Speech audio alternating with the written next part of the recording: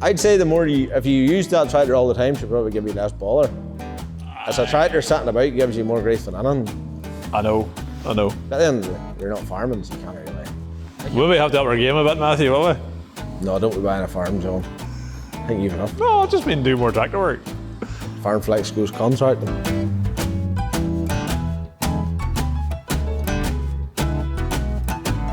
If we're going contracting, we'd have to buy one of my cheap New Hollands to get it started, like. You don't want to buy a total scrap. I know another boy I seen one of your videos started buying one of them. They're cheap for a reason, boys. Do you not rate them, genuinely? What about the FPT engine though, do you not rate it? That's a good enough engine, but the rest of them's just scrap. Right. I just don't like New Hollands. They don't even, like, to sit in their noisy old pig too. Like, they're not quiet like an R series. You get in a New Holland T7, whatever, sitting, whining away like blazes, and they're not comfortable, or the suspension on them, I don't think. But now there's boys would argue that the Vario transmission in New Holland's far more reliable than any Vario transmission in a John Deere. Oh, no. That new John Deere Auto Power. Auto Power. Untouchable. An old 20 series Auto Power wasn't great, but apart from that, them's a good gearbox. I didn't even believe it till I bought one myself, and I'm like, this is... Is that 190? Is that 190 Auto Power? Yeah. I'll not be buying another Power Quad tractor. Even my dad, he wouldn't. Like, he loves that Auto Power. That's all down the way you go and just lie there and cruise. Power Quad has its place, but it's not as reliable in new John Deeres as it was in older ones. There are too many horses going through them now, and they're not just sticking it. And is it the same box as what you would find that? Like it's not identical, but it's the same out setup. It never really changed very much. And like I've argued this with boys before, they'll buy like a 145R and map it to over 200 horse and expect to stick that hauling 4,000 gallon tankers. They're not going to stick it. And then they blame John Deere for it. But if they just left the tractor alone. So it was never intended, a 145 horse tractor was not intended for... They boost to 165 or 170 or something, but they're not meant to be taking over 200 horse. Yeah. Like I know a fella said to me one day about his 155 was scrap because she dropped the valve, but she was doing 245 horse. She's not going to stick that. I'm starting to go along with my dad's theory, you just leave it alone. You really are ready for retirement, aren't you? No, you see any tractor I buy out of England that hasn't been screwed or anything wrong, like modified or any wee stupid things done to it. That tractor will start like that. She'll run as sweet. See some of the things I see coming in here that boys over here's owned over the years. They're hanging together, maybe half the hours on them. They're just done.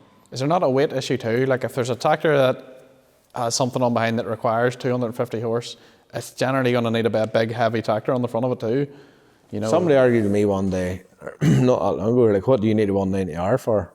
We bet like John and he's, well, it's there if you need it. But you put anything on behind that tractor, you'll not push her about because she's that big and heavy. Yeah. But she's still as manoeuvrable as a weird tractor because the cut in them new ones is that good. But what about the big back tyres in her on the 38 rims? Does she not bubble about a bit? That's a constant. That's what I put in the John Deere forum the other day about it because you're constantly changing the tyre pressures on her. They do look cool in the big quills, but no, that is a bit of a curse. Like. I don't know if it's maybe even the make of the tyres, the Vergsteins, and they should be pretty good, but I would say a Michelin tyre.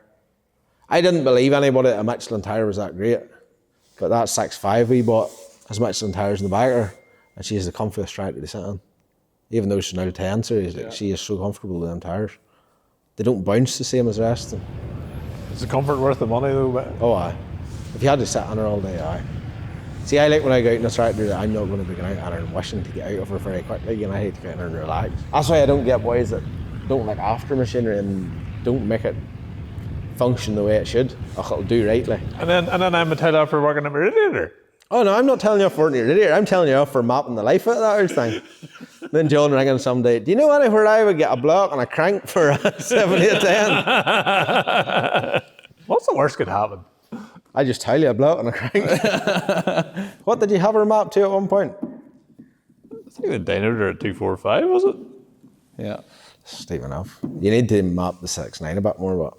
Aye, well, that may have happened. That's already happened, yes. Haven't driven it since it happened, but it may have happened. And then we can put that wee rod bar back on, try that you get... Do you know put that on yet? He's landing his feet in the office. You think when he's bored in the office all day, he could go out and screw that on? Oh, well, we got him some tools there, so he may be fit to, yeah. Okay, we'll do that. What tools did you buy? I've no idea. I sent the man my credit card to a tool shop. That's dangerous, isn't it? Oh. That's dangerous. Who did you send?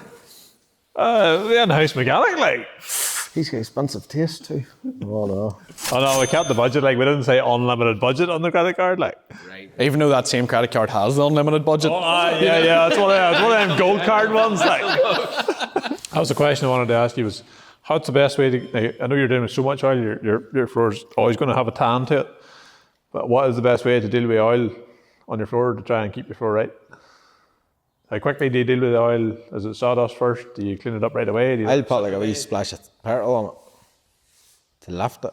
Right away? To dilute it a bit, you know. Oil can lift it hard a bit. Or sometimes if it's really, really bad, throw the sawdust down on it and absorb the most of it, skip it up the shovel, then throw a taste of petrol on it, fire the sawdust over it again. But you have to use that fine dust. Shavings are no use. And don't be getting ripped off for buying them bags of absorbent material, like cat litter stuff. £15 a bag, you just throw it in the bin. John McClean wouldn't like that.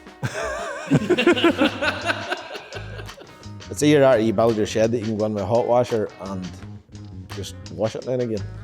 The chances of you ever having the shed empty to do I that? had it emptied once this year for half a day. But then I can't really complain because if I don't have somewhere ringing, then I have no money. So it's just fighting fire the whole time. Like. Well, now tell me this. I seen a TikTok the other day, and apparently you can't jumpstart a new R series. No, I wouldn't jumpstart anything. My brain from dead. Like. That's what I heard. I hear you have to put it on a charger, a slow charger. And that's crazy to me. If you jumpstart even anything with an ECU, you've a risk of giving her a surge of power.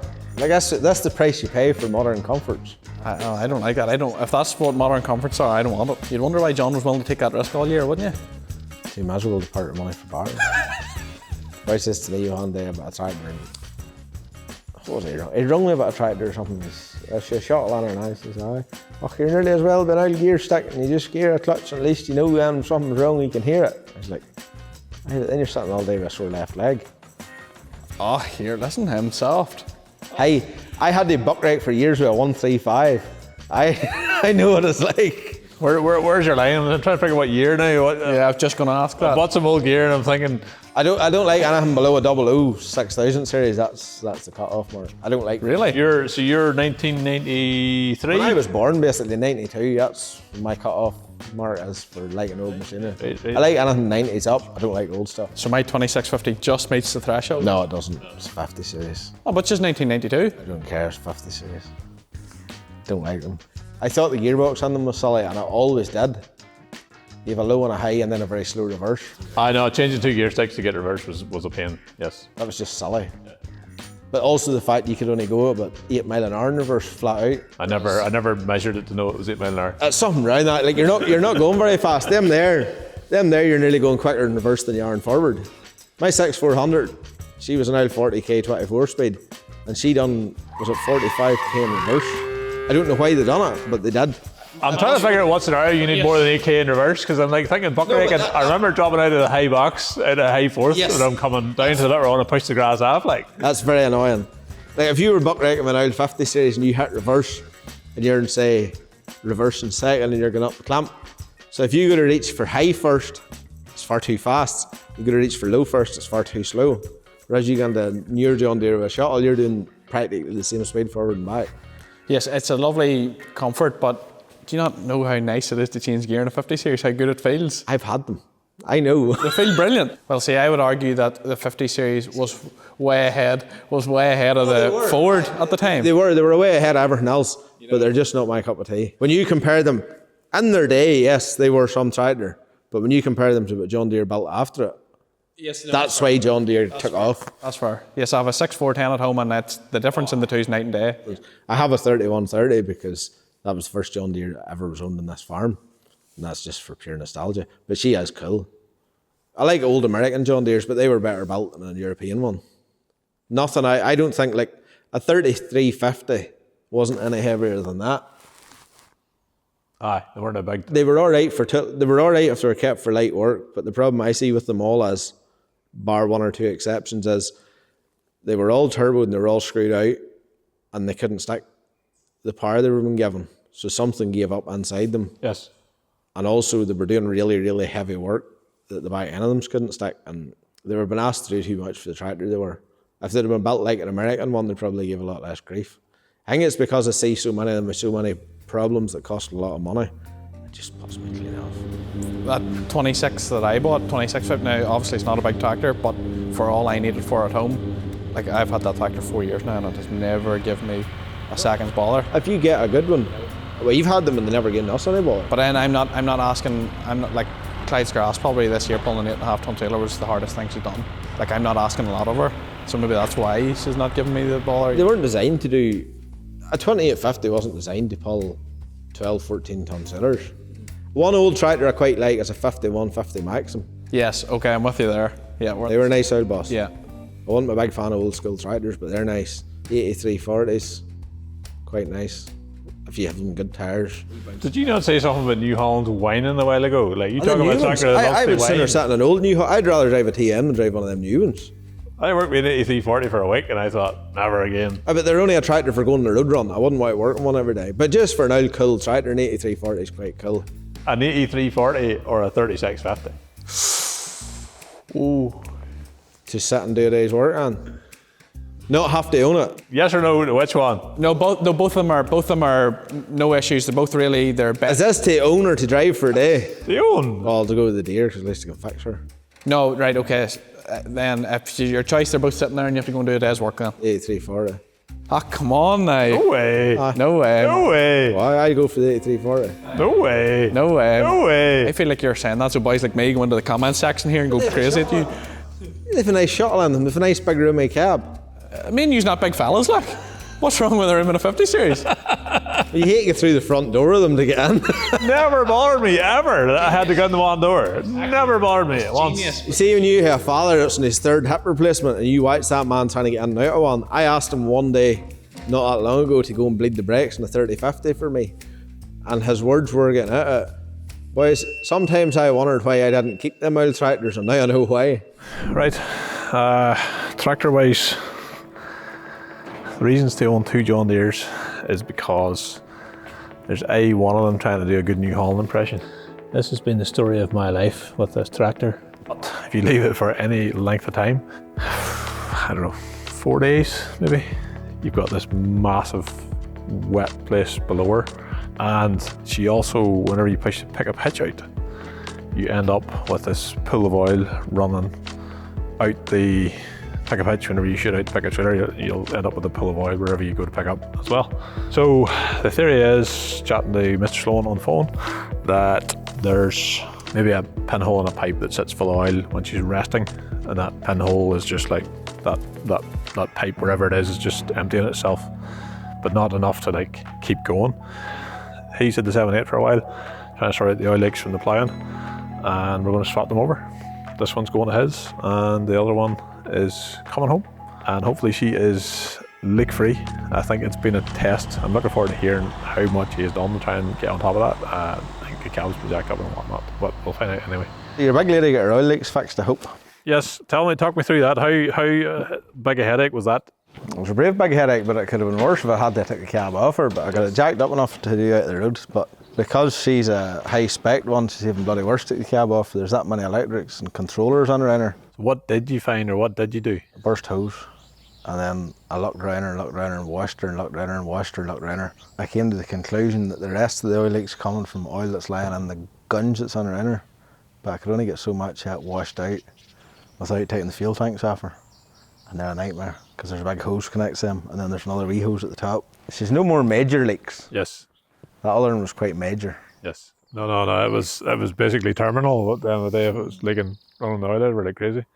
You fixed the fuel gauge, you said? Yeah. Put a new steering column ram, that really annoyed me. Done that one for free, so you did. I've a whole list on there with the parts and labour and all on it. You can read it. Oh, I love those lists. I definitely do love those lists now. 2 new batteries on her. That was probably the most expensive single thing. What did you put 2 new batteries on her for? Bad job when a boy brings you a tractor, what's probably worth 50 grand. You go to that's all you get. No turnover. So she get genuine John Deere batteries.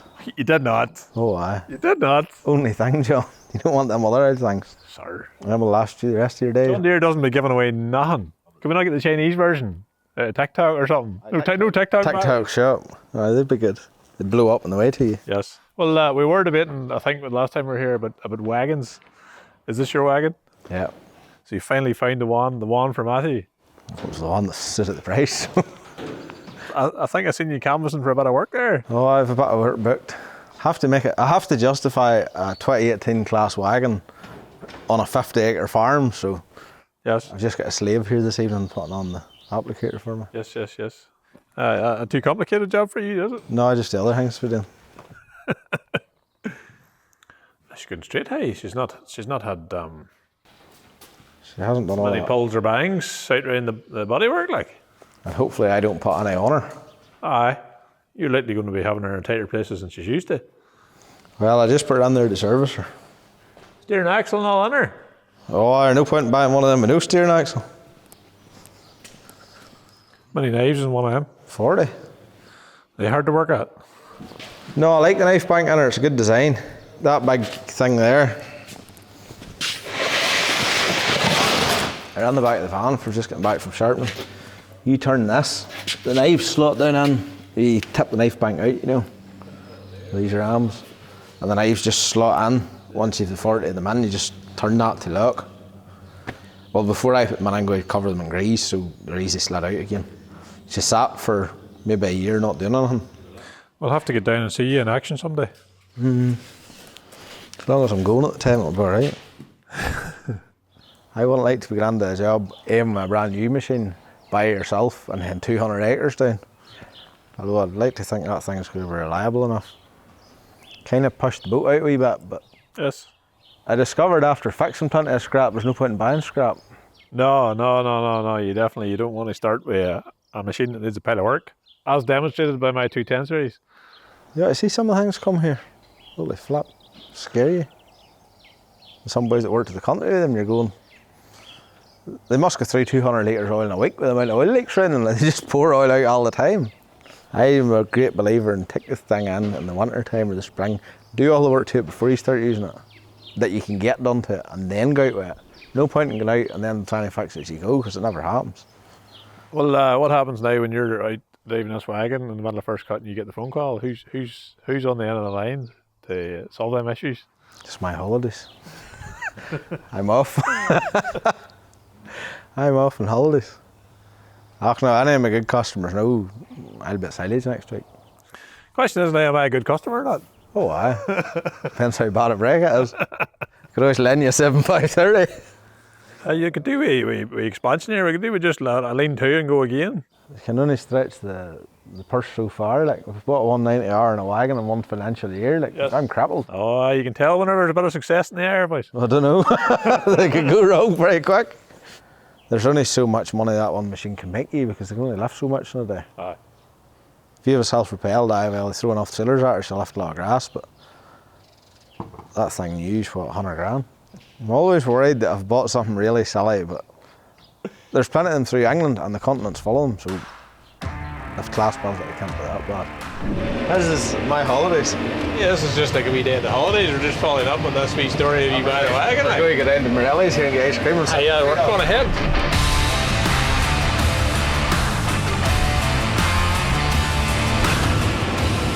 This thing chipped or mapped. That's a yes.